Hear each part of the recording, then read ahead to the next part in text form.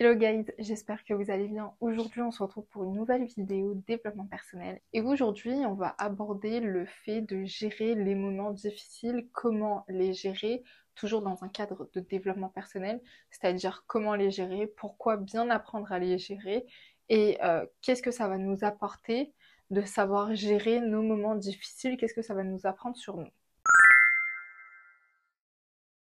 Une des premières choses à comprendre quand on vit des moments difficiles, c'est que on n'est pas seul.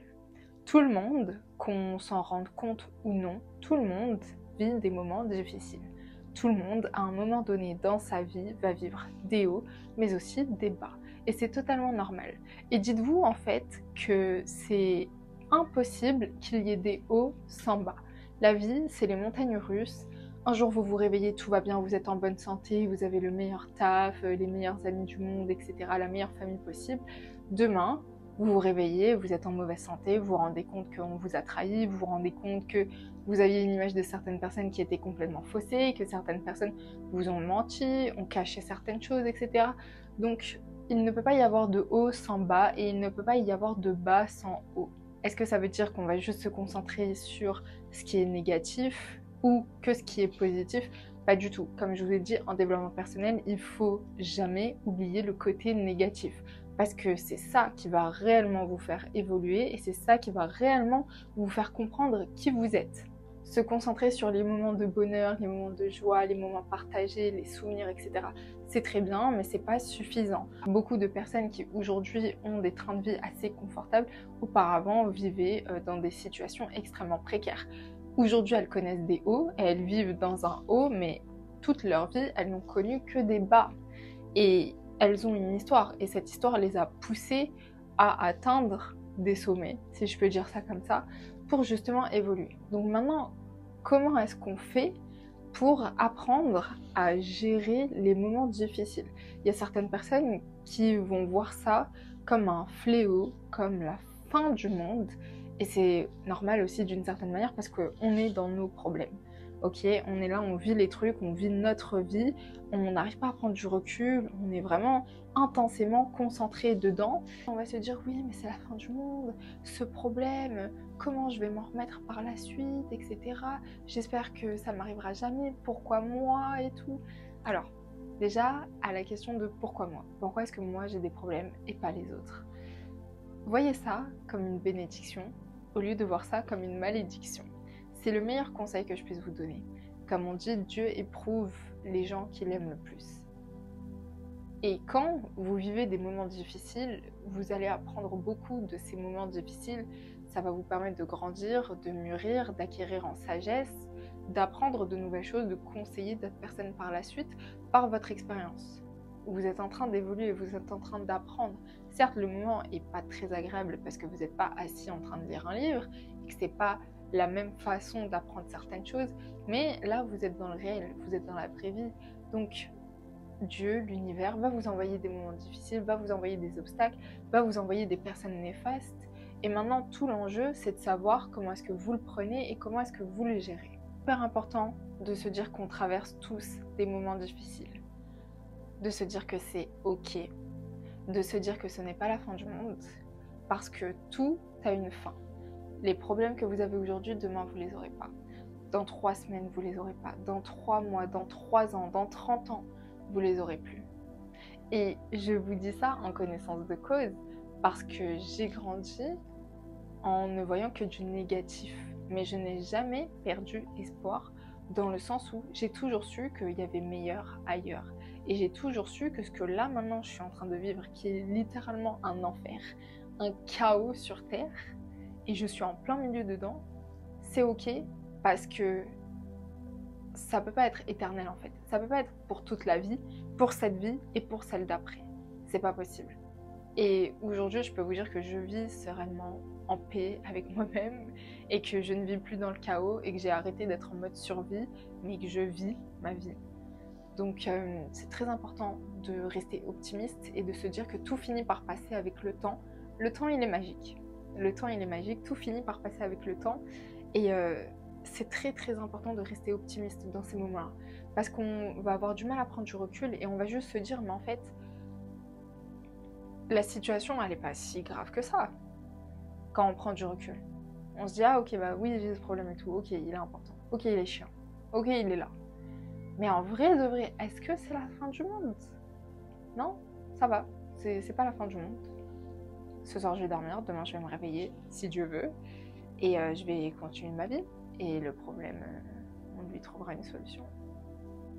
Voilà. Toujours rester optimiste et se dire qu'il y a meilleur qui nous attend, et que si on vit ça, c'est pour le meilleur, pour que nous, on devienne meilleurs.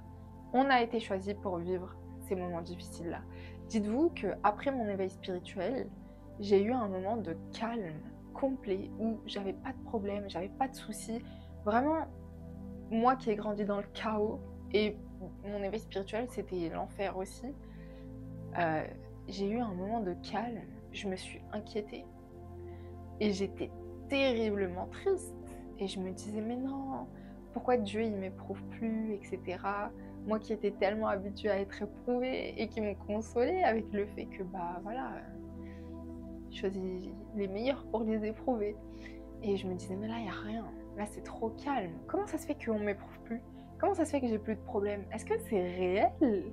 Non, non, renvoyez-moi des problèmes, renvoyez-moi des épreuves. Je suis là, ne m'oubliez pas. Ne m'oubliez pas. Et donc pour vous dire que aussi c'est quelque chose qui moi m'a fait bizarre. Après j'ai eu un moment de calme absolu, je me suis dit ça sent pas bon. Tellement j'ai été habituée à, et tellement je sais que ça a été des choses positives et bénéfiques pour moi dans ma vie. Ça m'a permis d'apprendre et d'évoluer. Et donc maintenant quand j'ai un problème, je me dis pas ah oui, c'est la fin du monde, pourquoi moi et tout. Je me dis ah génial, on m'a pas oublié, je vais pouvoir apprendre, je vais pouvoir grandir, je vais pouvoir évoluer. Si je fais des erreurs, c'est pas grave, tout le monde fait des erreurs et je suis là pour apprendre. Et plus je vais faire d'erreurs et plus je vais apprendre de différentes manières et de différentes facettes. Quand on est vraiment impliqué dans un conflit, dans des difficultés, quand on vit des bas, c'est hyper important, mais aussi hyper difficile de prendre du recul sur la situation et d'évaluer la situation. À quel degré, à quelle intensité, ça va être quoi les conséquences, d'où ça vient, quelles sont les retombées que ça peut avoir sur moi, sur les autres, etc. Et j'ai envie de vous dire, même si vous vous imaginez tout ça, et je vous renvoie sur ma vidéo vers l'overthinking, ça va peut-être vous aider à prévenir certaines choses, mais pas tout aussi. Il faut garder ça comme étant une option. On peut prévenir certaines choses, mais pas tout. Il y a quand même une part d'imprévisible, pas vraiment de hasard, mais d'informations qu'on n'a pas, qui est déjà écrite, mais on n'a pas le livre pour le lire et savoir ce qui va se passer. Donc c'est compliqué, mais c'est très important de faire quand même ce travail sans rentrer dans l'overthinking, mais de se dire ok, la situation, elle est là, elle est là, elle est là, il s'est passé ça, quelles sont les retombées, ok. Le chemin, il a été fait. C'est tout. Et on essaye d'arrêter d'y penser constamment. Et donc c'est très important de prendre du recul, mais surtout d'arriver à se détacher émotionnellement. Dans cette première phase de je suis dans des difficultés, je suis dans des bas actuellement dans ma vie, qu'est-ce qui ne va pas? Et là, hop, on fait un pas en arrière et on analyse la situation. Et on se déconnecte de nos émotions. Et ensuite, on va pouvoir se rattacher à nos émotions pour vraiment la partie improvement, donc développement de soi. Le plus intéressant à ce moment-là, c'est de chercher à comprendre pourquoi est-ce que, déjà, qu'est-ce qu'on ressent et pourquoi. Qu'est-ce qui a fait que dans cette situation, je me sente comme ça? Est-ce que ça fait un moment déjà que j'ai ce sentiment et maintenant j'ai un acte qui se concrétise de ça ne va pas dans ma vie? Est-ce que c'est un sentiment qui est tout le temps présent ou est-ce que je sais que c'est temporaire? Est-ce que c'est un truc que j'ai déjà ressenti? Est-ce que c'est quelque chose que je ressens pour la première fois? Et qu'est-ce que ça en dit? Dans le sens où est-ce que je ressens un sentiment de frustration parce que j'ai une blessure de l'injustice et je déteste l'injustice et la situation dans laquelle je suis actuellement, c'est une situation d'injustice? Ou un autre schéma? Est-ce que je ressens de la peur parce que je ne sais pas ce qui va se passer? C'est une situation compliquée, je n'ai jamais été dans ce genre de situation. Du coup, forcément, la peur de l'inconnu. Qu'est-ce que ça dit sur vous? Ce que vous ressentez, ce qu'on ressent et pourquoi est-ce qu'on le ressent, ça en dit énormément sur nous. Moi, par exemple, quand je vais être dans des bas, je vais être extrêmement calme. C'est-à-dire que mon énergie, je vais pas extrêmement la dépenser. Au contraire, je vais être en mode réserve d'énergie parce que je sais que ça va pas et que j'ai besoin de me recentrer sur moi. Maintenant, quand je suis dans des conflits, dans des difficultés, en général, je me tais et j'analyse et je réfléchis beaucoup. Et par la suite, je reviens sur ça, je me dis ok, j'ai bien fait de ne rien dire pour pas envenimer la situation, parce que dans tous les cas, si j'aurais dit quelque chose, est-ce que ça aurait changé? Non. Maintenant, pour que ça change, parce que quand même, ça m'énerve, qu'est-ce que je peux faire? Aller parler à telle personne, parce que telle personne est concernée et a un pouvoir de changer les choses. Ok, bah, c'est ce que je vais faire. Au lieu de parler inutilement, de perdre du temps, de continuer à être énervé, il faut trouver des solutions aussi.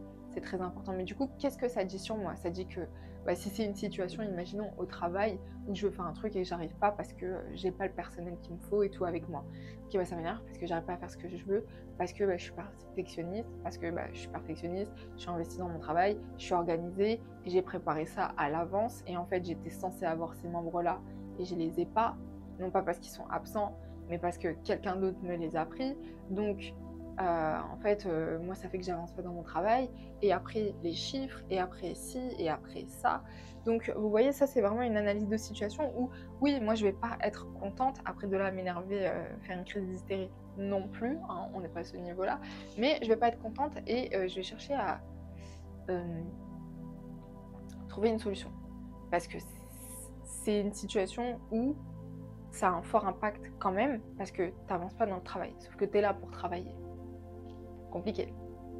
Et ça dure sur aujourd'hui, puis sur demain, sur après-demain, sur après-après-demain, parce qu'aujourd'hui c'était le seul jour où tout le monde était complet dans l'équipe, et voilà. Donc là, oui, c'est important de faire un pas en arrière, d'analyser la situation. Qu'est-ce que ça en dit sur moi? Bah voilà, je suis perfectionniste, je suis assidue à mes valeurs, à mes principes, je viens au travail, c'est pour travailler, je suis organisée, je veux que le truc il soit fait comme ça, etc. Enfin bref. Et quand vous l'analysez comme ça vous permet aussi d'apprendre à vous connaître. Et c'est très très intéressant. Un dernier truc aussi, dans cette partie d'analyse de soi et de la situation, il y a beaucoup de personnes qui vont psychoter et qui vont dire ouais mais j'aurais dû dire ça, ouais mais j'aurais dû faire ça, ouais mais si, ouais mais ça. Ayez de l'autocompassion envers vous-même. L'autocompassion, c'est de la bienveillance envers vous-même. C'est-à-dire que imaginez qu'on inverse les rôles. Vous n'êtes pas la personne qui subit, mais vous êtes la personne qui fait subir. Imaginez la personne qui fait subir, elle ne se rend pas forcément compte, même si vous, pour vous, ce que vous avez dit, c'était grave, peut-être que pour elle, c'est normal. On ne sait jamais. Après, vous pouvez toujours aller discuter avec cette personne-là pour savoir qu'est-ce que tu as ressenti quand je t'ai dit ça, etc. Ou va y avoir des gens qui constamment vont réfléchir, j'ai dit ça, j'ai pas dit ça, ici et ça. Si vous étiez à la place de l'autre, est-ce que, sincèrement, vous pensez que l'autre est réfléchi? Ouais, pourquoi j'ai dit ça, pourquoi j'ai pas dit ça, et pourquoi si, et pourquoi... Non. Franchement, c'est très rare. C'est très rare. Et imaginez que quelqu'un vous dit ce que vous avez dit. Vous n'allez pas leur en vouloir parce que vous savez qu'ils sont sur le coup de la colère, par exemple. Vous voyez? Donc, qui dit pas que la personne en face, elle va pas mal le prendre parce qu'elle sait que vous êtes sur le coup de la colère. Elle va se dire ok et tout, je comprends qu'elle est énervée, c'est pour ça elle parlait comme ça. Voilà.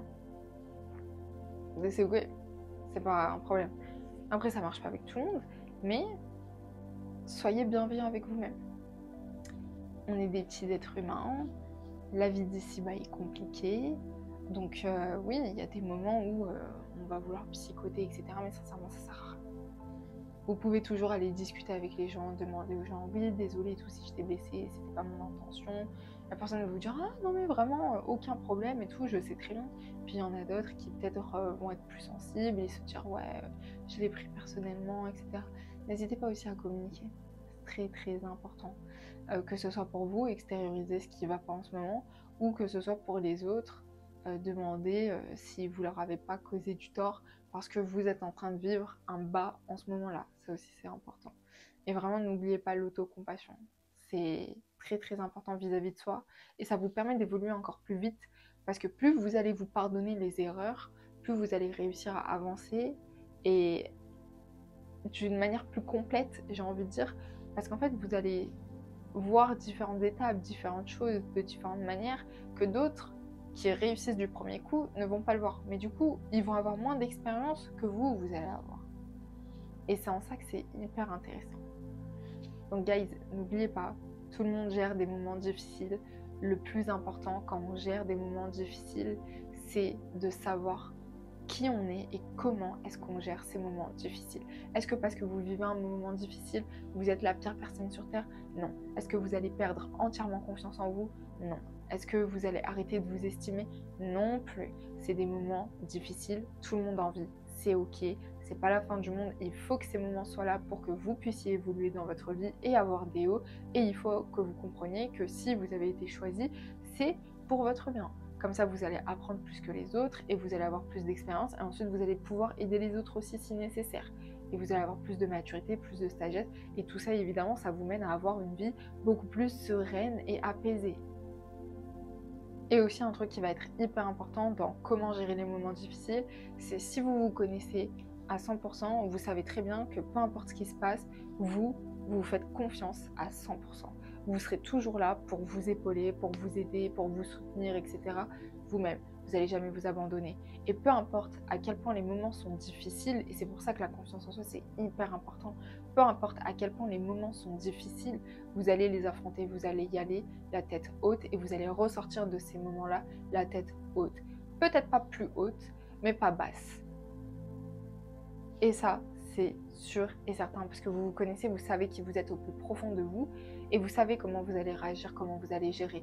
Vous savez que si là vous êtes fatigué, vous savez comment vous reposer, qu'est-ce qui vous fait réellement du bien. À avoir confiance en soi, à se connaître, et d'apprendre à gérer les conflits, mais aussi ses émotions, et je vous ai déjà fait une vidéo dessus, parce qu'en fait, la vie est trop courte pour qu'on souffre, et on souffrira toujours des événements extérieurs. Mais est-ce que c'est une raison pour qu'on souffre de nous-mêmes? Pas du tout. Et souvent, on est notre pire ennemi. Parce qu'on réfléchit négativement, on passe pas à l'action, on procrastine et on a 15 milliards de défauts. Mais je fais ces vidéos pour vous aider à vous en sortir, à avoir une vie plus sereine, plus agréable, où vous allez être plus confiant, vous connaître, etc. Et du coup, cette vidéo, elle est importante et ça va dans la continuité de l'évolution de soi et de l'apprentissage de soi aussi, évidemment. Écoutez guys, c'est la fin de cette vidéo, j'espère qu'elle vous aura plu. N'hésitez pas à me dire en commentaire. Ah oui d'ailleurs, est-ce que vous préférez les vidéos où je vous parle vraiment pédagogiquement à 100%, de manière bienveillante à 100%, comme on va dire cette vidéo, ou est-ce que vous préférez que je reste quand même pédagogique, donc je vous apporte les connaissances, etc., mais que je vous secoue un petit peu et que je vous fasse comprendre que par exemple, il n'y a personne qui va venir vous sauver, il n'y a personne qui va venir vous aider, etc. Dites-moi ce que vous préférez parce qu'on m'a fait la réflexion que je prends parce que c'est toujours constructif. Maintenant, vous êtes beaucoup à regarder les vidéos, donc je demande, dites-moi, est-ce que vous préférez le côté bienveillant, pédagogique 100% ou vous voulez un petit peu vous faire secouer, toujours avec la pédagogie? Évidemment, ça, je vais pas l'enlever, hein, qu'on soit bien clair. Mais voilà, dites-moi pour la manière. Parce que bon, moi, je ressens que les deux sont nécessaires dans tous les cas, qu'il y a certains types de vidéos où faut un peu rentrer dedans, si je peux dire ça comme ça, et brusquer un peu, réveiller les gens, parce que c'est des sujets aussi hyper importants, et quand je fais ça, je veux que les gens prennent conscience, et c'est ça le plus dur. Je vous ai toujours dit, vous pouvez mentir aux autres, mais ne mentez jamais à vous-même, parce que le jour où vous mentez à vous-même, vous serez aveuglé de vos propres yeux. Vos propres yeux ne verront même pas la réalité. Et là, on n'avance absolument pas. Et c'est pour ça que des fois, je me permets de brusquer sur certains sujets, parce que je sais que les personnes qui vivent ces situations-là, elles sont déjà un petit peu aveuglées. Et elles ont besoin qu'on les sorte, qu'on leur dise, mais regarde, sors la tête de l'eau et regarde en fait la réalité que nous, on voit et ce que toi, tu vois. C'est totalement biaisé. Et donc, après, il y a d'autres vidéos où c'est pas nécessaire comme celle-là, où vraiment c'est un échange toujours bienveillant dans tous les cas, sinon je vous ferai pas de vidéo, qu'on soit bien clair. Mais il y a des sujets comme ça où je considère que c'est nécessaire d'un peu brusquer et d'un peu réveiller les gens. Et il y a des gens qui m'ont déjà dit dans des vidéos qu'ils préféraient ce genre de vidéos parce que justement, ça les réveille. Et il y a d'autres personnes qui étaient sur la même vidéo là en mode ah non, moi franchement j'ai pas aimé et tout, ça m'a plus mis 2-3 claques que je voulais pas. Donc voilà.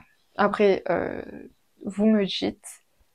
Et dans tous les cas, je ferai en conséquence. Donc voilà, prenez soin de vous et on se dit à très bientôt. Ciao, ciao.